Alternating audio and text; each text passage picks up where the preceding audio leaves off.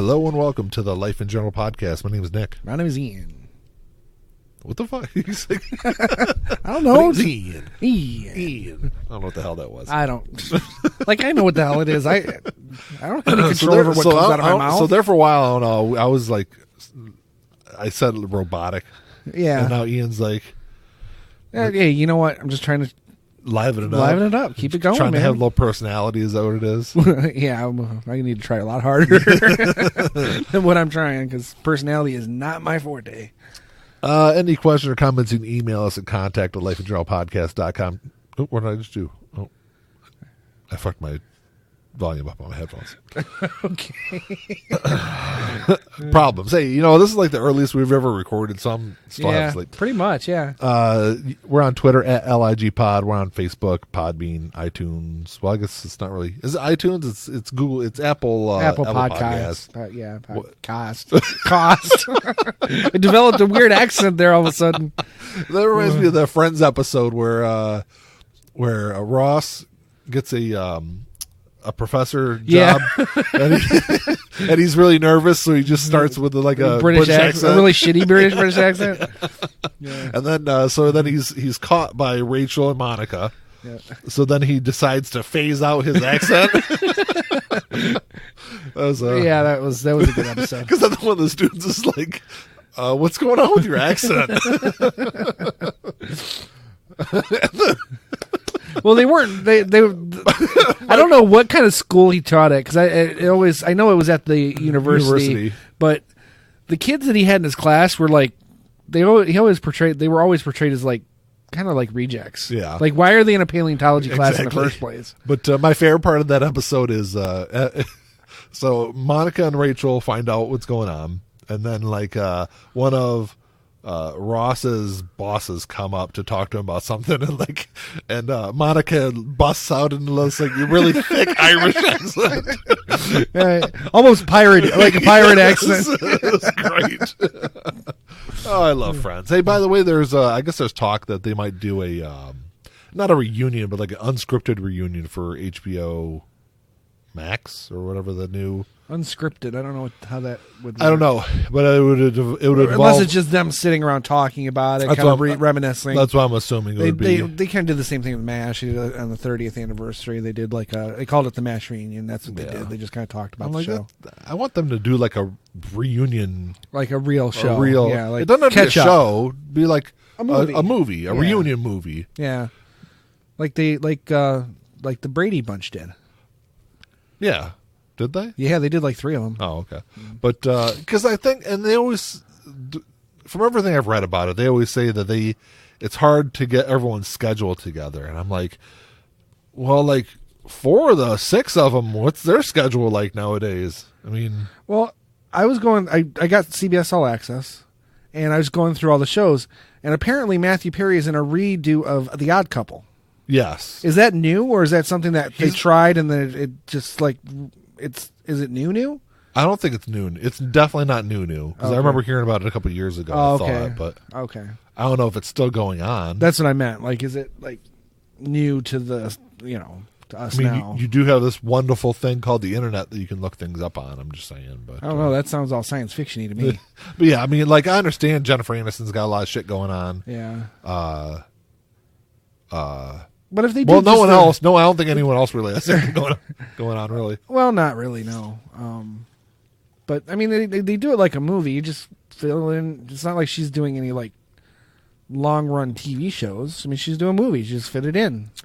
Well, she's doing that TV show on Apple TV Is that a Plus. show, or is that? I thought that was like a limited thing. The morning show or whatever. No, I mean that was season 1. Oh, was it? Okay. Yeah. Yeah, I wasn't sure. I don't have Apple TV, so. Well, it's Apple TV Plus. Whatever. I don't have that, and I won't, because I've already got 10 other subscription sites that. I read something yesterday that said that Apple TV Plus has more subscribers than Disney Plus. Huh. But I'm like, yeah, that's because you kind of gave it away for free to everyone. For a while, yeah. For a year. Yeah. No, I'm like, because I have it. I don't think I've watched anything on it. I was going to say, I don't need another subscription. I've got. Well, that's not true. I watched the first episode of Jennifer Aniston's and Reese Witherspoon's TV morning show. Yeah. Which, coincidentally, they were sisters on Friends, but whatever. I know. I don't know what you're telling me for. I don't know. Just fine. Fuck you, Ian. I'm just saying. I know that. I've just got done watching the whole series a month ago. I'm through I'm almost to season 8. Because this is your 6th run through. Yeah, I've gone through it quite a few times. Yeah. And someone at work was like, "Hey, you sad that Friends isn't on Netflix anymore?" And I was like, "No, you silly fool! I own all the seasons. Right? I own them all digitally for a long, long time." Yeah, they're on. Hell, you can get them at Meyer on Blu-ray, the whole series for $110 or something like that. Yeah, generally you can get them off of iTunes for $100 for the whole series. Yeah, I think it's $99. It's not bad. That's what I did a long time ago. But yeah, I can't go without watching Friends. It's like the ultimate filler. If I'm if there's nothing else that I want to watch. I've been not as fast as I went through Friends, but I've been redoing The Office. Have you? Yeah. I guess I need to watch it. I got through maybe half of the first season, which is only 3 episodes because the first season's 6 episodes total. Well, maybe I almost got through the whole season then. Yeah, the first season's 6 episodes, and it's at least the first several episodes. I'll say the first 3 are pretty much the exact same script from the British show, and I don't think it translates well, to be honest with you.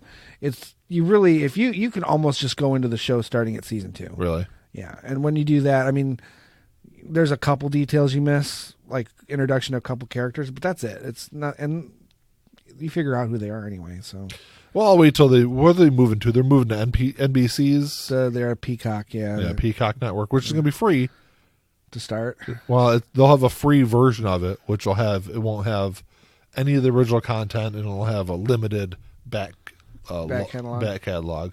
The thing I am excited about the Peacock Network, or whatever it's called Peacock. I think it's Peacock, yeah. Is they're actually going to have all the seasons of the original Law and Order on there. Oh, really? Yeah, which I'm kind of excited about. That might be worth it for that, because if you had to go buy those, that would cost a fortune. Oh yeah, because there's 75 million seasons of it. Right. Well, no, I think they did 23 or 24 seasons. I know, and it was 20 plus episodes a season. So that's 400 plus episodes. That's a long time. I mean, it took me 2 years to watch all of ER, and that's 15 seasons. Yeah, I want to say it was probably a solid 2 years it took me to watch that. And SVU's been on even longer, hasn't it? I don't know, because I kind of stopped. I stopped watching SVU a long time ago, but I think it's been on for a long time. SVU I actually thought was better, but it's been so long since I've watched any of them. I think once what's his name left the show, I kind of lost interest in it. Christopher Maloney. Yeah. So we got a topic today. Yeah, we're not going to talk about Friends and NBC shows.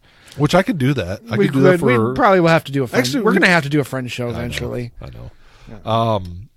So we're going to talk about student loan debt's been something that's been in the news a lot over the last couple of years. Mm-hmm. Big time. But before we get to that, there's been this little thing going on in Washington called an impeachment. Yeah. Well, it's an impeachment trial. An impeachment trial. Yeah. I mean, it's low radar stuff, but Yeah, I mean, it's whatever. Yeah. It boggles my mind though, because it's strange how little people know about how this process works. Well, including the people who are involved in it. To be honest with you, sadly, it's the people that vote a lot of these people in that have no knowledge of it. I've heard people say things like, "Oh, well, this invalidates the 2016 election, no, it doesn't. And Donald Trump can run for 2 more terms if he'd like to now." Nope. And I've heard people say, "Oh, well, he's impeached, so now he has to leave office." Nope. Both are false. Yes. If you have to look at it. So he's always impeached. It'll be on his permanent record. Impeachment is like a legal process. It is a legal process. It's like being indicted. Yes. Mm-hmm. So the actual impeachment is like a grand jury indictment. Mm-hmm. And then the trial in the Senate is a trial. Right. So this whole thing drives me crazy about because I keep seeing the talking points about, if the Democrats wanted to have new witnesses and new documents and testimony, they should have done that in the impeachment. I'm like, so if you think about it like a normal criminal trial, mm-hmm. So what you're saying is you go through the whole indictment process and you indict somebody, and then in the trial you go, oh, no, we can't talk about any other possibilities here. I don't care that the neighbor saw a white guy do it and you've indicted a black guy. We can't bring any of that new information in. Right. We just have to go off of what the grand jury said. Right. Which, in it's ridiculous. In the grand scheme is just as unfair technically to Donald Trump as it is to the process itself. Theoretically. Could be. Yeah, that's a really big could be. Well, in terms of if they're not allowing any new evidence, that means that the defense can't add any evidence either. And say they come out with they find something that could completely exonerate him. By the standard, they couldn't bring that forward. Well, because they don't need to. Because they've got 60 jurors. Right. In their I'm just saying, all things being 50, equal. 50 some all jurors. things being equal. Let me correct that. Yeah. Which they're not. They're not even trying. The Republicans aren't even trying. They don't even care. They're not. They're basically napping while this is going on because they already know how they're going to vote. Exactly. Which in my opinion, I don't even care what side of the aisle you're on. They're obviously neglecting their oath. Absolutely. But I think the House managers, I feel like laid out a pretty compelling case. I agree because I've watched a lot of it. I saw a lot of day one. I didn't see anything from. What was day one? Was it Tuesday or Wednesday? Wednesday. Okay, then I saw day one, and I watched a lot of it last night. The closing, well, technically the closing. The closing argument, which it really wasn't, but it came off as one with Adam Schiff, his final spiel, which was really good. But I mean, nothing really of note happened. No. A lot of it's stuff we've already known. They've been talking about this. They've been, even when they were laying this case out and examining it in the House, they were updating everybody. They were telling, okay, we've got this, we've got this, we've got this. There's nothing that the American people have heard that they haven't heard a bit of anyway. Yeah. But when it's all laid out in one, in one place and one time, it's very compelling. If I was on a jury, I'd be leaning towards but the unfortunate part of it, no one's fucking paying attention to it. No. And it's party lines. It's strictly down party lines at this point. And the sad thing is, prior to, I guess during the lead up to the beginning of the trial, several Republican senators signaled that they would be open to new testimony, witnesses. Some of them have, yeah. And then they all kind of fell in line and voted with their party. Yeah, they got phone calls when they got home. Or after they said that. Well, I guess, it came out, I was reading this morning that Trump basically threatened all the Republican senators. Yeah. Said he'd have their heads on pike. Yeah. Yeah, because that's what presidents say. Oh, no, I mean kings. Yeah. Kings say that. Dictators. Dictators. Well, monarchs have done that for centuries, too. Yeah. They don't do it anymore. And then nowadays it's more likely a monarch's head would be on a pike than a commoner, but yeah. There and there was a compromise being floated around there for a short period of time, which basically the idea was that the Republicans will allow them to call John Bolton. In exchange, the Republicans would be able to call either Joe or Hunter Biden.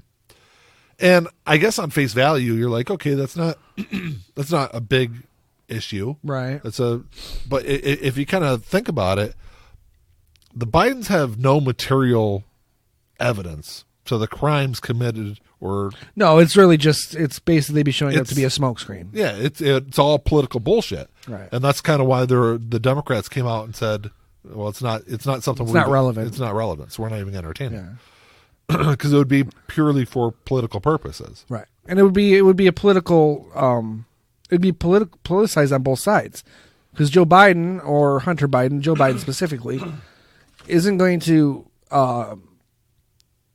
He has nothing to add to the case. All he's going to do is come on and say, "What I've been told is they want to investigate me. Why do they want to investigate me? I mean, it doesn't make any sense. It just doesn't make sense. No, it doesn't. And especially when you think about, if you look through the news, every major U.S. and international news organization outside of Fox News has stated that the Bidens have been cleared of all. They've been cleared of everything. Yeah. There was no improper behavior from either one of them right. in Ukraine. Yeah, I know. So why are you calling them? It's a smokescreen. If they call them, they can ask them, "Did you do this?" They can basically turn the trial around to make it look like they're on trial. And that's what that's what they would do. Right. And that's why the Democrats said it's not worth it. It's not going to happen. Well, I don't know if it's worth it or not because I don't know what Bolton has to say.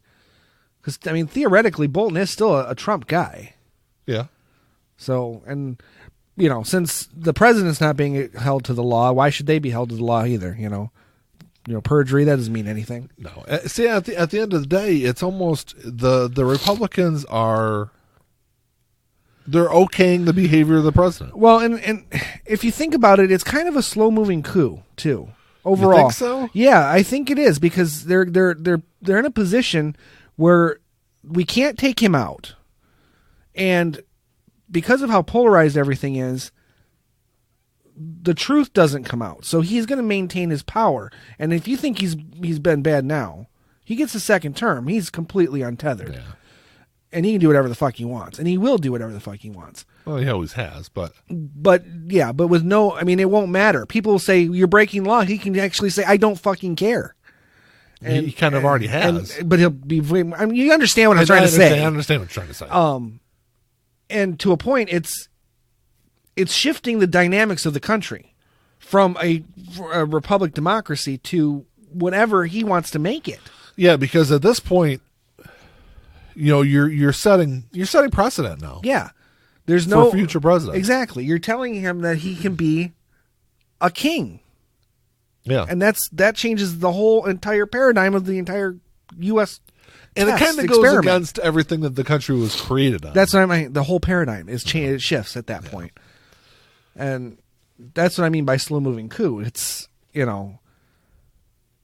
it's giving power to a small group because they are a minority to a degree. I mean, it's a very small minority, or they don't have majority of the country. Correct. So they are a minority in that sense, but it's it's not a huge difference. Yes. We're talking 4%, something like that, give or take. So. But you're giving them the power over everything. So that by nature, majority rule goes out the window. Then you're giving power to people who obviously don't care about the law. Yeah. So they're in charge of making the law.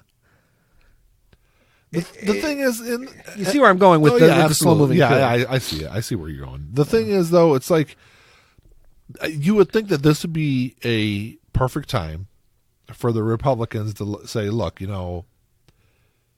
we've had all the fun and games and we've done whatever we basically wanted to, but now it's time to return our party to what it was, right.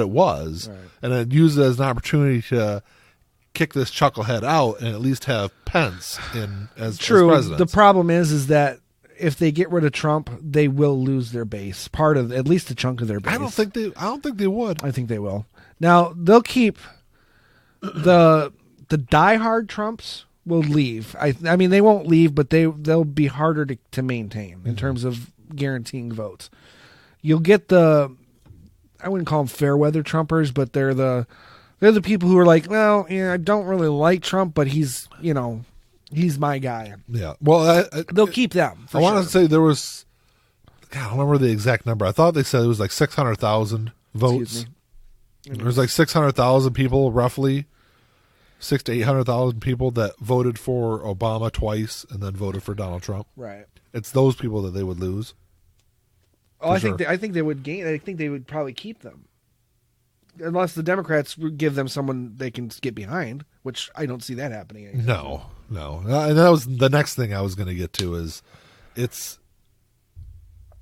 mean, at this point, so we're what, a couple of weeks from Iowa? Yeah, it's February. I think it's February. It's right around the corner. Yeah, I think it's. February 7th. Is there anyone so far that's really impressed you? No, but I mean, Biden looked good in that last debate. I didn't watch it. I just couldn't. I couldn't bring myself to do it. I saw the hubbub between Bernie and Elizabeth Warren about the. I don't even know why she would even bring that up. other than just to make it a political issue. Well, that's what she's going to do. Yeah, I know, but it's just because she knows at the end of the day she will never win. She won't win the nomination if Bernie Sanders is in the race, right? Because they're always going to split votes, right? But it's only hurting the party. That kind of infighting like that. Yeah. I mean, I understand if you're going to have debate and questions. Yeah, they're just splitting the vote when they argue like that. Well, and making it a gender issue, it feeds into the Republican narrative about political correctness and all that other bullshit. Yeah, I don't agree with the way either one of them really behaved. Right. During the whole exchange. No. I mean, yeah, Bernie didn't handle it any better either. Whether he was lying or calling her a liar, I don't know. Yeah. But it just shouldn't have been an issue. It shouldn't have been brought up in the first fucking place. But, I don't know. So, yeah, at this point, I would think somebody would start to kind of step forward outside of Joe Biden. I mean, at this point right now, I'd be shocked if the nominee was anyone other than him. Right. And it's almost just because he has history. Yeah, it's nothing based on his policies. Does he even have policy? Oh, of course he does. He does. I guess the other question is, out of everyone in the field, who's the most likely to beat Donald Trump at this point? Right. I don't know. I don't think any of them can, to be honest with you. Because actually, Trump's numbers have actually gone up slightly. Yeah, a little bit. He got a little boost from the impeachment, as we all knew he would. I don't know. The other thing is, I guess once they start getting down to like VPs and things like that, maybe it'll kind of shake out a little bit better. Right. But the thing I don't like is it's like the Democrats always do these like stupid fucking things. Like you've got a clear opportunity here, and they're going to shit the bed. Yeah. Because they have been for a decade now, even with Obama. Well, this is the thing though. Like, do you know who it almost seems like the preordained VP pick is? Don't you? No. Stacey Abrams. Why? Yeah. Because she checks all the boxes. Yeah. She's a female. She's a minority. I'm like, but that's the thing that drives me crazy, and I think it's the thing that drives. That's the thing that drives a lot of moderates crazy in the country is that it far too often, for right or wrong, it seems like the Democrats are more interested in these like identity politics games than actually finding the best, most qualified person to be the candidate. Well, I think there's too much of a diversity of opinion too on the Democratic side. There's nothing to get behind because everyone's got a varying view on everything, whereas Republicans, they have that until it comes down to the wire, and then everyone gets behind one policy. You got support. But the thing I keep hearing about Stacey Abrams is, from like multiple sources, I've heard this almost same story. Well, she's a minority, she's a female. It'll help with bringing votes in Georgia. Votes, yeah, like. That's not a qualification for VP. No, it's not. I want to hear why you're qualified. Right. Especially since we're dealing with Joe Biden. He's not a young chicken. There's no reason. I mean, this is true of any president going in. It's even true of Donald Trump. He's in his 70s. Once you cross that line of 70 and up, you're on borrowed time. Yeah. We all are. So if whoever he picks as his VP is more likely to become president because something happens than Joe Biden was if something had happened to Obama. Yeah. But that's the thing that kind of drives me crazy. It's like, look for somebody that's actually qualified for it. Right. And bring something to the table. I'm not saying that Stacey Abrams isn't qualified. Right. But what is she bringing to the table? What is she bringing to the table other than she checks a couple of boxes and can bring in some minority votes in Georgia? Right. Well, and I think that's part of the problem. I think Democrats for decades had the minority votes because we had politicians, Democrats, who worked in terms of making life better for minorities. Yeah. I think they forgot to start doing that and just assume they had the minority vote.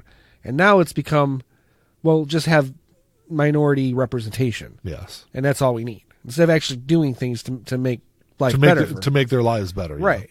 And that's the problem. Not that the Republicans have taken the place. Because in many ways they're making life harder for minorities.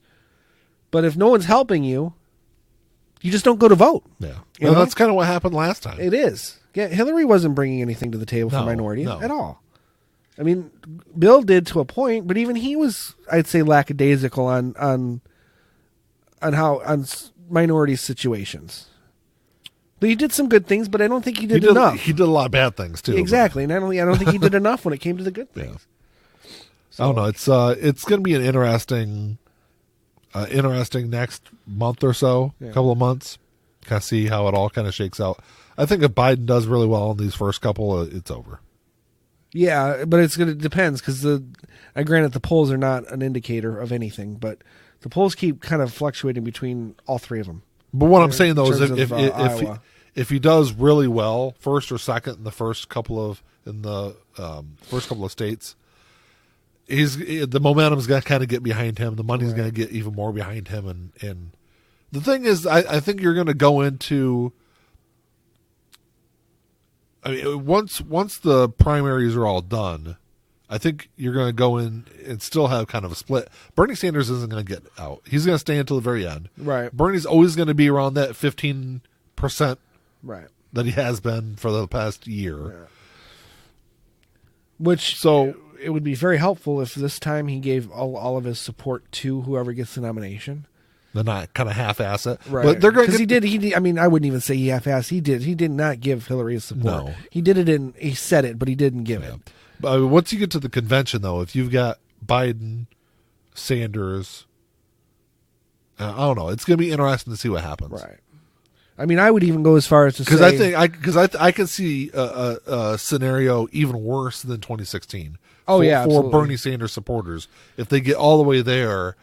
and then they still feel robbed by the process. Well, that's what I mean. He really needs to give his support. And in all fairness, I think the Democratic Party should include him in maybe the decision for a VP. You know, who do you suggest? What policies do you want us to move forward on? Obviously, we kind of know, but you know, we're going to go with Biden. We're going to go with his policy, his platform. But we want your input. We want you involved in order to. Well, you know who his VP pick is. Who, Bernie's? Yeah. No. AOC. Oh Jesus. That's what's been thrown around. He takes her. It's over. I know. He cannot. I mean, there's differing polls. They say that he could beat Trump, no problem. There's ones that say that it's kind of dead nuts. Regardless of who the nominee is going to be, it's going to be close. He picks AOC.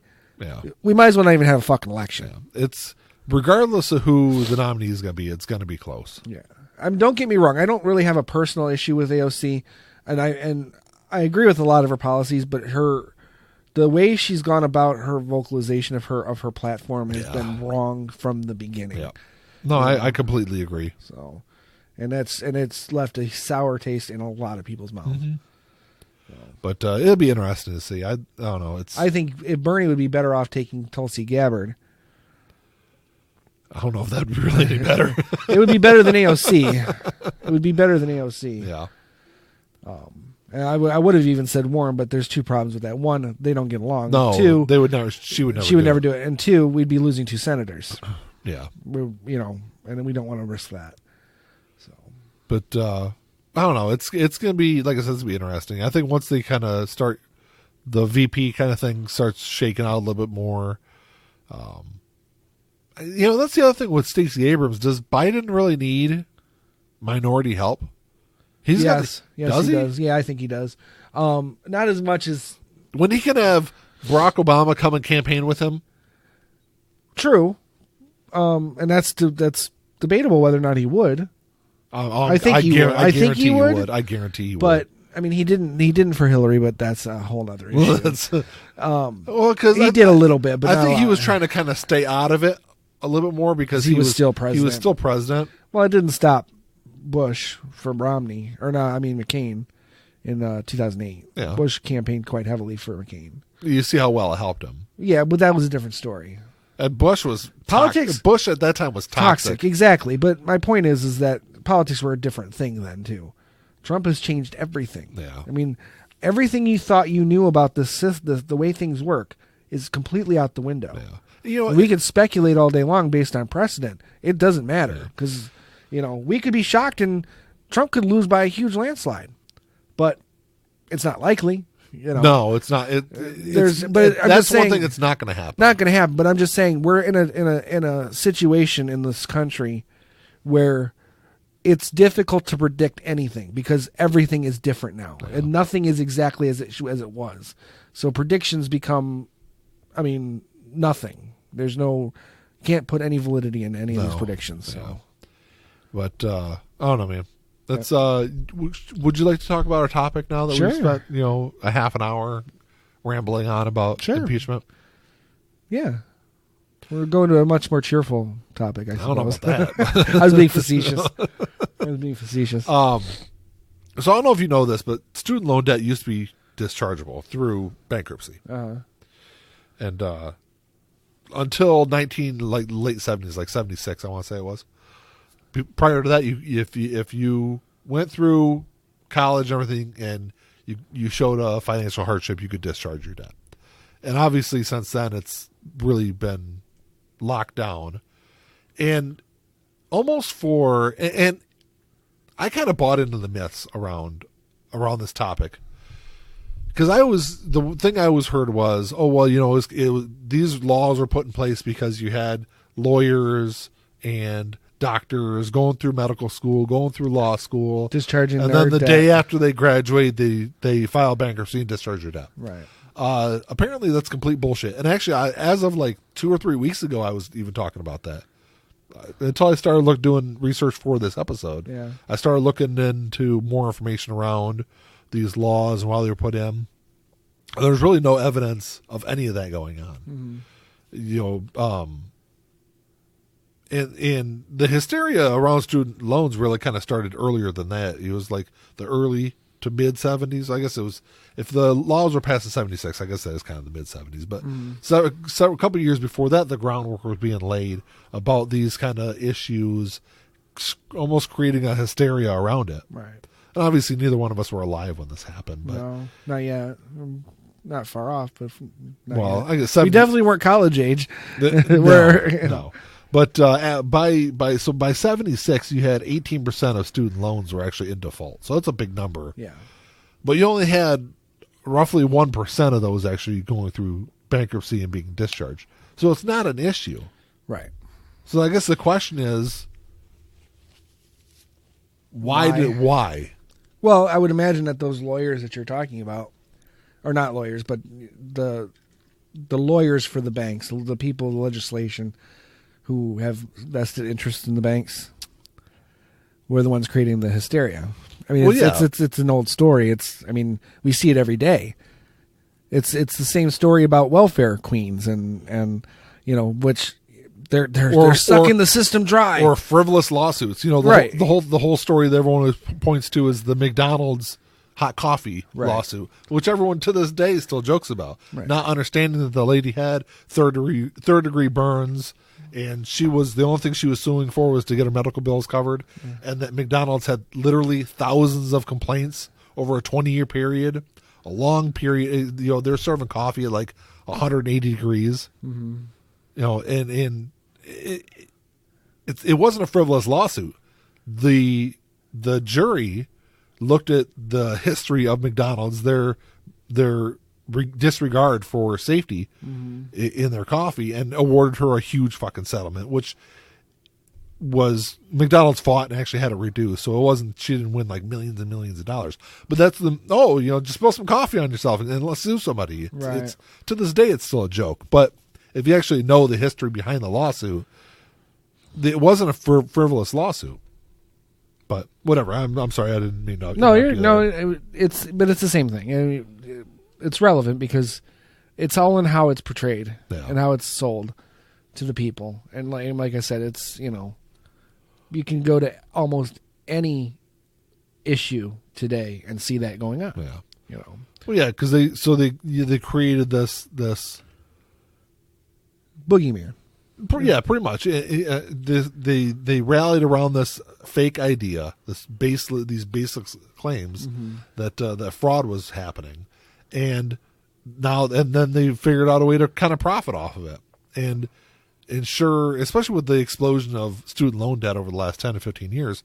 I mean, these people are making money hand over fist off of it. Now, I would say that at the time, like you said, I mean, the statistics are there. You can see it, but where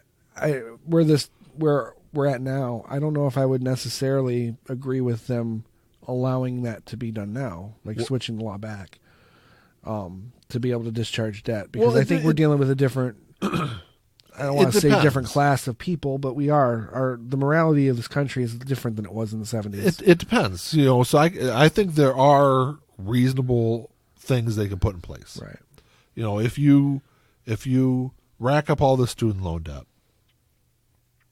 and and you say, look, you graduate, you start making payment 6 months after you graduate, and then you make good faith payments. If you make all your payments for a 5-year period, and after that 5-year period, you can actually prove still a financial hardship, why not be able to discharge that? Yeah.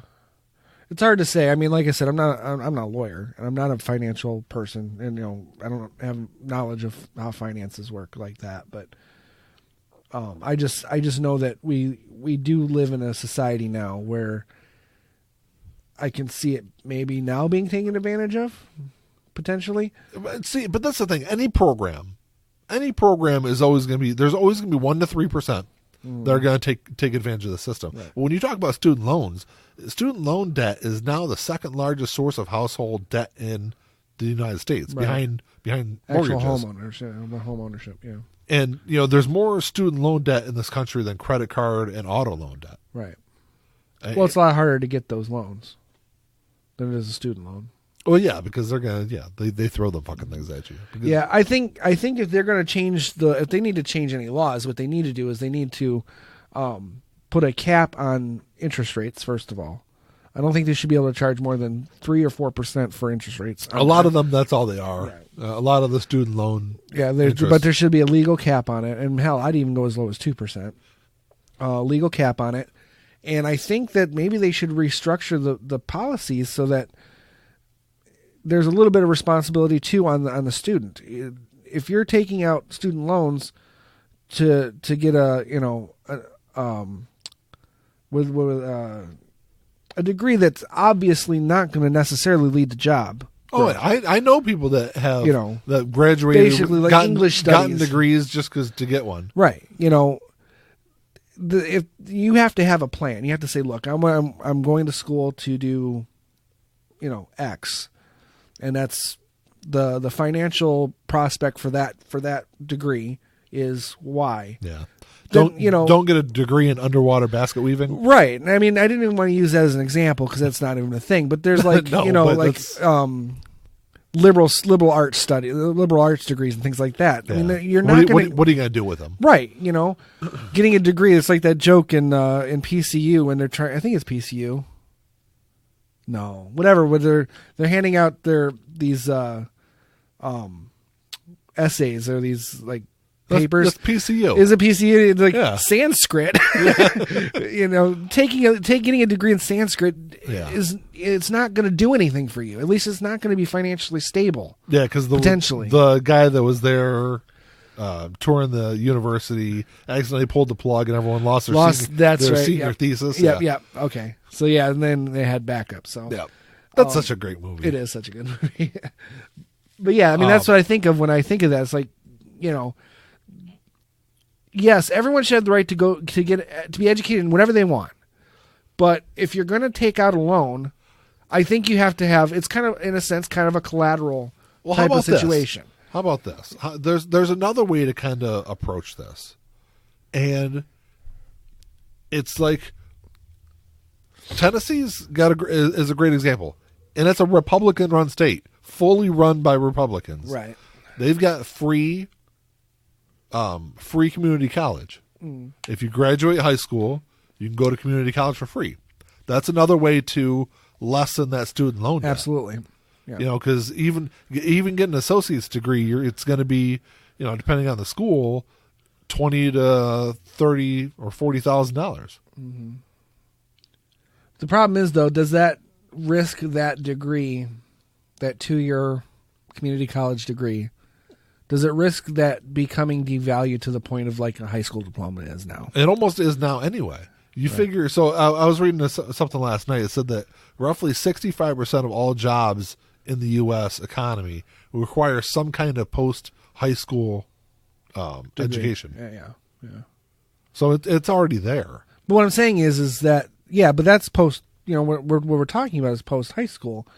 But if it becomes free and you get the same kind of effort put into your 2-year degree that you get from kids in high school, you're always going to have some people that do that. But what I'm saying is it devalues it over time. A lot of those people are taking that associate's degree and then transferring to a 4-year degree, right. 4-year college. I guess my point is that our parents, a high school diploma was enough to get a good, honest, good-paying job. Or in the case of my parents, not even doing that. Not even doing that, exactly. My dad didn't get his GED till 10 years after he would have graduated. Yeah. Good enough diploma. Exactly. But it is, and he actually took college classes too after that. But the point is that he was able to have a decent paying job with no high school diploma. Mm-hmm. What has changed? What's changed in our society that's not enough anymore? I mean, seriously, legitimately, if you're qualified to do the job, what difference does it make what type of because our economy has changed. Our economy has changed dramatically. It has. But there's these men were coming out of high school and they were taking factory jobs. Yeah, those jobs aren't here anymore. There aren't. True, but there were people who were getting into the utilities. Those jobs are still here. Getting into utilities now, you still need some kind of post high school education. But they're still training. They're willing to train. Trade school. It's all post high school. Perhaps, but my point is that that's how it's expected. But why is it expected when you can get? It's been expected like that for a very, very, very long time. My dad does not have any college degree. He retired from AT&T. Okay. Now, granted, he got. When I say very long time, I'm talking 20+ years. Right. He got in there in the 90s. He got into AT&T after working in a steel mill for 20 years. Mm-hmm.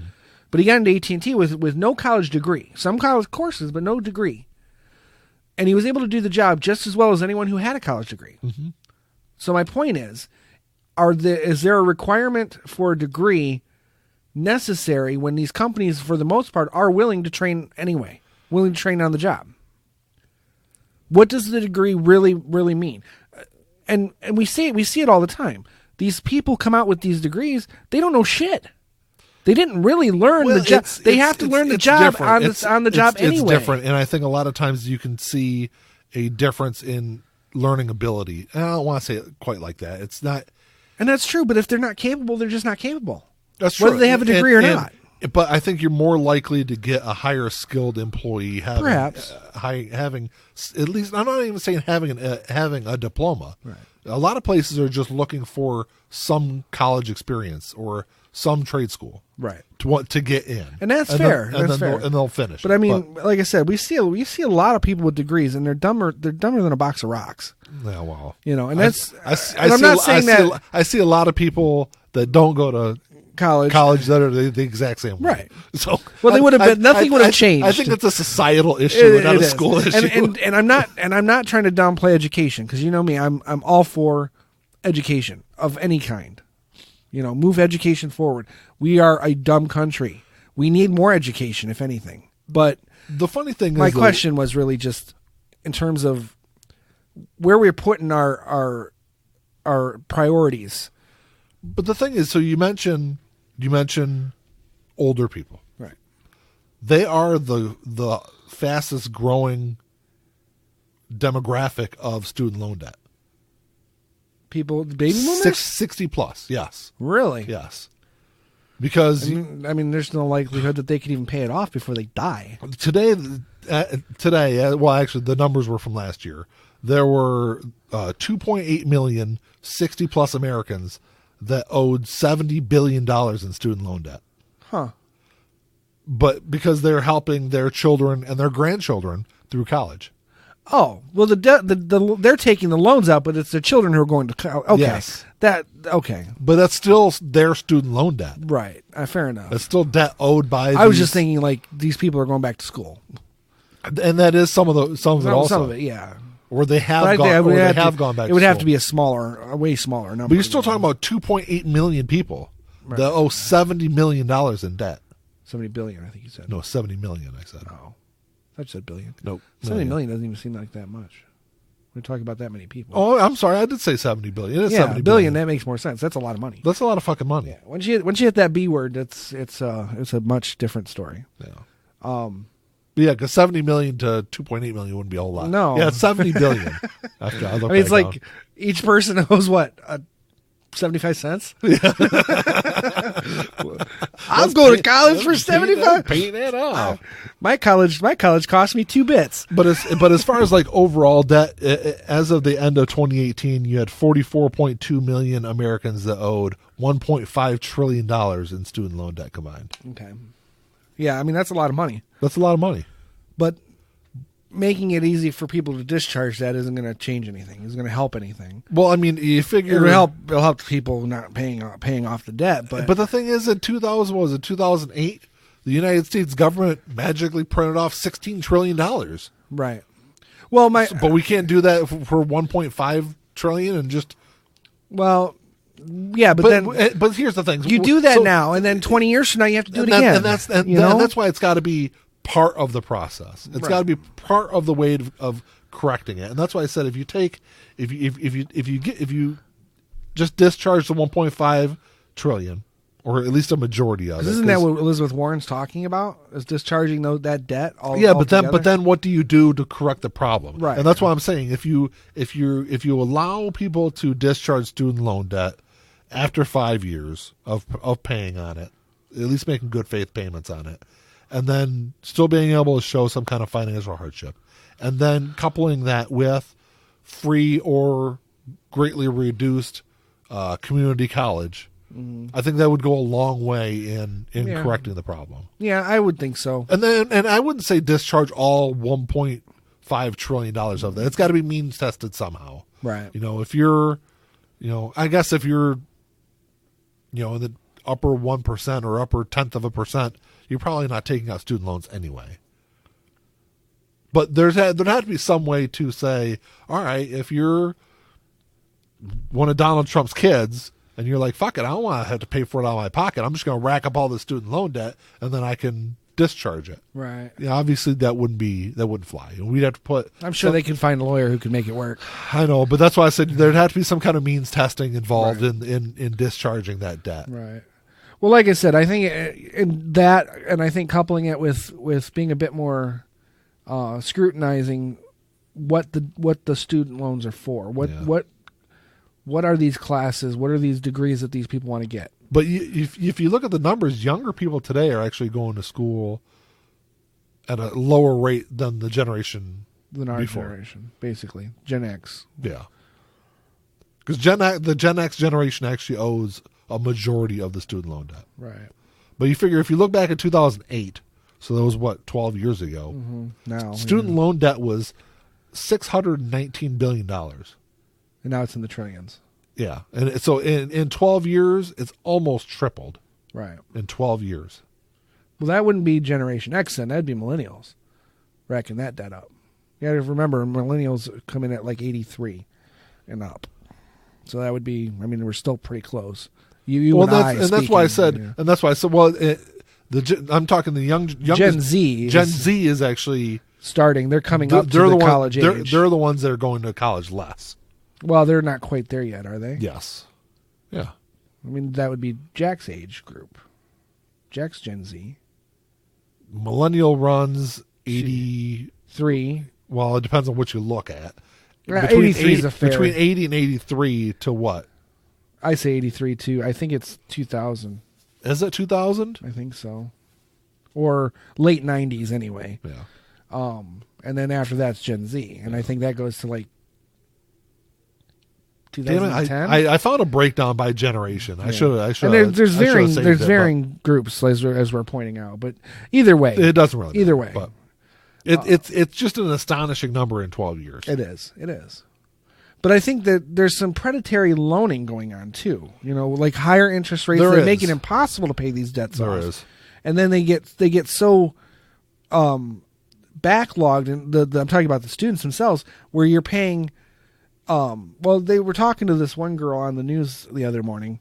She paid off her debt and she did some major basically I'm going to eat like leaves and do nothing but eat and sleep or work and sleep for the next 4 years. Maybe that's what I should do. Eat some leaves.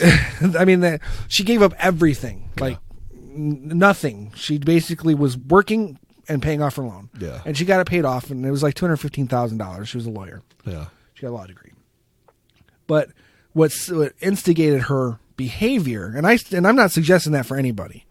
There's no reason anyone should be living just to pay off a fucking debt. Yeah.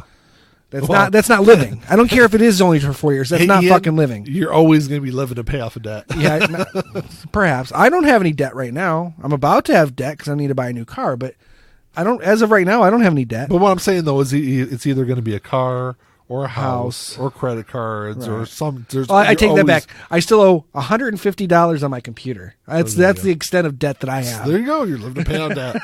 But I'm not. I keep forgetting about it. Good job. It's like, oh, the bill's due. I got to pay it. Anyway,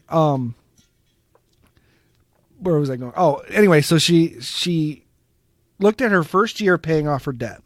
She had paid $24,000 towards her debt. Yeah. Only $4,000 of that went to her principal. Yeah, exactly. So $20,000 of that was all just towards interest. Yeah, that's a really shitty fucking loan. And that's what I'm saying. That's another thing. We got to look at those issues too, predatory lending, because there's no way that's been an issue for a long time. I understand that, but I mean, if we're looking at this as a problem, you can't just go for. There's no magic wand. No, my whole kind of point to it. And it's not just one or two steps. There's multiple layers that have to be addressed before you can get to that point of being able to discharge after the 5-year period that you're talking about. But you know what that gets me to though, right? What's that? It's never going to fucking happen. Well, of course not. Because look who's in power. Yeah. Well, regardless who's in power, if there's a I'm not saying, I wasn't specifically speaking of parties. I'm talking about just all of them in general. Yes. All of them, they're all in the pockets of somebody. That's never going to happen. So I don't know. It's definitely like a multi-pronged issue. Absolutely. So that's why I said nothing's gonna happen. That's why we need to take over everything. You and I could probably get we could probably get the shit taken care of. I've said it for probably close to 30 years now. If they would just make me king. Yeah, they don't even make you king. Just I'd have to be king. I'm not. You're not going to ever be my king. So I'm just letting you know that. So you either have to have me as an equal, and I'll help you out. Because here's the thing, though, or it's not going to happen. Because if you're, because I'll stab you in your throat before I let you be my king. You got to be king, or you're not going to be able to get anything done. Well, Donald Trump feels the same way. The last 12 years have kind of proven that. Yeah, I guess. I don't know, but it's definitely a scary thing I mean, you've got children. You're going to want to have to go to college. You're going to want to be able to get good paying jobs. Fuck, I've got a shitload of student loan debt. I know my wife's got a shitload. I mean, my wife's got a lot more than I do, but yeah. Well, so when the kids move out, you sell the house, you buy a camper. Oh, fuck. I live in a camper in the woods. Yeah, the van down by the river. I didn't want to go there because. Right. Well, I'd live in a van down by the river. Actually, if I could be comfortable and have as a 40-year-old, actually doesn't sound like a bad idea. No, it doesn't. Does it? Just live off the land, yeah, and nice. Yeah. Shit, it was a joke when I was a kid. Well, I mean, that's all I got though. I mean, we're not going to solve. We could solve it if they'd let us, but if they'd let us. But we're not going to. How about just putting some reasonable steps? You don't even need to do anything drastic. Just start working towards something. Right. That's kind of that's what the Affordable Care Act was. Working towards something. Right. It wasn't meant to be a magic bullet. No, and sure as hell wasn't anything really. No, because half of the governing body was going to, extinguish it anyway. Yeah, pretty much. That's a whole different They couldn't vote against it. They couldn't get it voted out. So what they did was they sabotaged it. That's that'll be on a a different episode of Life of Journal. Yeah. Well, we've talked about it before. It's been on our. It's been a topic before. We've talked about it. Oh yeah, I'm sure we have. But we have got an episode coming up in the next month. I think we're going to talk about healthcare and all that kind of stuff too. So I'm sure we'll touch more on it at that time. Absolutely. But I have nothing else to add since I know that's where you're about to add. Yeah, I'm going to wrap the show up. That's good. That's a good thing. As I try to fix my broke mic here. I have to turn towards my computer to look at it. My mic does not want to follow me now. So any questions or comments, you can email us at contact@lifeandjournalpodcast.com. We're on Twitter at LIGpod. Podbean, Apple Podcasts, Google Podcasts. Check us out on Spotify. We're actually getting a lot of plays on Spotify lately, so that's pretty cool. Tube of the U's. We're on YouTube. Oh, you know what the funny thing is? I didn't make it all the way through my list at the beginning of the show. You know that? No, you didn't? No, because I said iTunes, and we started talking about Apple, and got drifted into Friends. And our tangents are getting really bad. Last an entire show. Yeah. Check us out on you can go on Spotify and follow us on Podbean. Leave us a review on Apple. 6-star review. 5-star review. 6 star. Fucking dumbass. Setting your bar too low there. Go for gold. All right, but that's all I got, man. Yeah, that's it. Until next time. Talk to y'all later. Peace.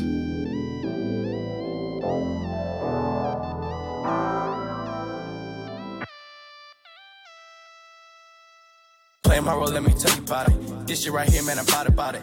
Only real niggas reside around me. Yo, old lady, drop a guard around me. Dip like I know you can, bitch. Show me the ropes like we in the ring. Got you two cobras, you wanna hang. Shoulder to shoulder, them niggas basic. You know I won't lie. You know that I ain't for that fuck shit. You niggas alright, but I'm way better and she love it. Know that y'all sick as fuck. Here go this tissue, bro. We taking the dub. Hoping you get you some. This hit like a pick me up. She taking my drugs. Know they see the sign. That's some dollar signs. Know they sick as fuck. Know they sick as fuck. Tell them get well soon.